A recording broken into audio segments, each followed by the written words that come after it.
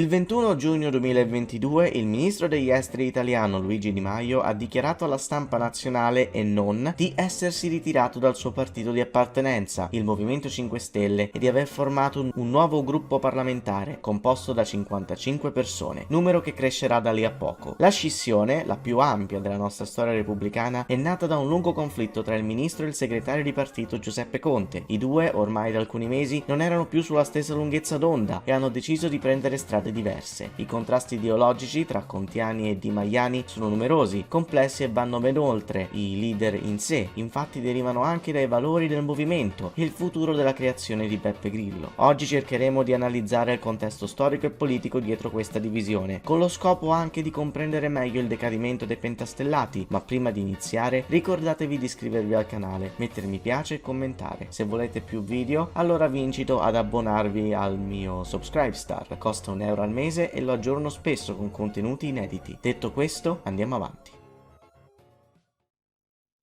La carriera politica e la storia di Di Maio e Conte è molto diversa. Di Maio era un ragazzetto qualunque che fu eletto in Parlamento nel 2013, che si è fatto strada tra cariche di partito fino a diventare segretario nel 2017. È grazie a lui che il movimento ha raggiunto risultati così alti alle elezioni del 2018, facendo eleggere più di 300 grillini in Parlamento. Fu anche il traghettatore dei primi due governi della legislatura, fino ad arrivare alla Farnesina. Conte invece è un professore universitario di diritto privato che è stato catapultato in politica dai vertici del movimento senza che nessuno lo eleggesse né fosse a conoscenza della sua esistenza. Ai volti 5 Stelle più influenti, Conte aveva fatto un'ottima impressione per la sua umiltà e il suo curriculum accademico. All'inizio lo volevano nella pubblica amministrazione, ma poi un passo tira l'altro e lo hanno nominato presidente del consiglio, così senza senso. Nel suo primo esecutivo Conte sembrava un pesce fuor d'acqua, ma con gli anni si è evoluto da un middleman tra populisti e istituzioni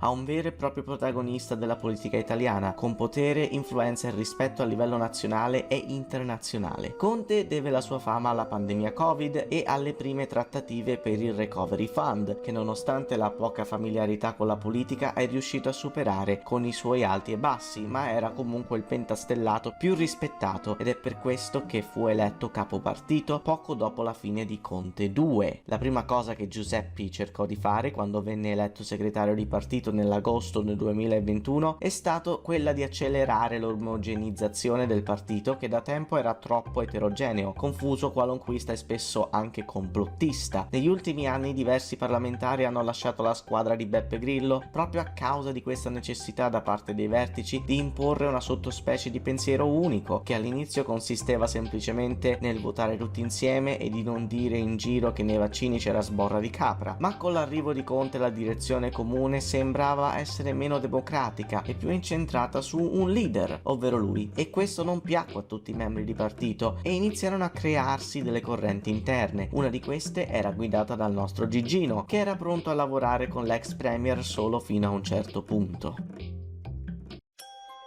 La rivalità tra Di Maio e Conte è partita ufficialmente da qui. Molti osservatori hanno cominciato a percepire le scintille di una possibile scissione già da ottobre 2021, quando Conte non sostenne subito la candidatura di Raggi a Roma perché era troppo vicino a Di Maio, o quando nel gennaio 2022 il ministro degli esteri aveva provato a mandare al Quirinale la direttrice del Dipartimento delle Informazioni per la Sicurezza Elisabetta Belloni, all'insaputa di Conte, alleandosi con alcune frange del PD e di Forza Italia. Ma contrariamente alle aspettative di molti, a Di Maio non andava storta l'amministrazione di Conte perché lui era ancora populista e voleva riportare il caos in Parlamento. Conte credeva ancora in diversi valori originali del movimento, come il reddito di cittadinanza e gli aiuti per i meno ambienti. Di Maio invece no, si era fatto riformare da Mario Draghi e dall'ambiente della Farnesina, diventando atlantista, liberale e centrista. E non era solo, Conte non è neanche lontanamente l'unico fattore che ha causato l'istituzionalizzazione dei grillini, è stata una cosa abbastanza collettiva. Tutti i parlamentari e i ministri grillini si sono resi conto a un certo punto, chi prima di altri, che dai seggi alle piazze c'erano anni luce di distanza e che non tutte le promesse fatte in campagna elettorale potevano essere mantenute. Presto il movimento si divise in due gruppi, quelli fedeli a Conte che vedevano ancora il partito come una forza outsider in cui la gente comune poteva rispecchiarsi e che fosse capace di smuovere le istituzioni sia da fuori che da dentro, e in un altro gruppo che invece voleva abbandonare ricercare le origini umili del movimento e utilizzare l'esperienza e le conoscenze acquisite per servire le istituzioni e mettere gli elettori in secondo piano.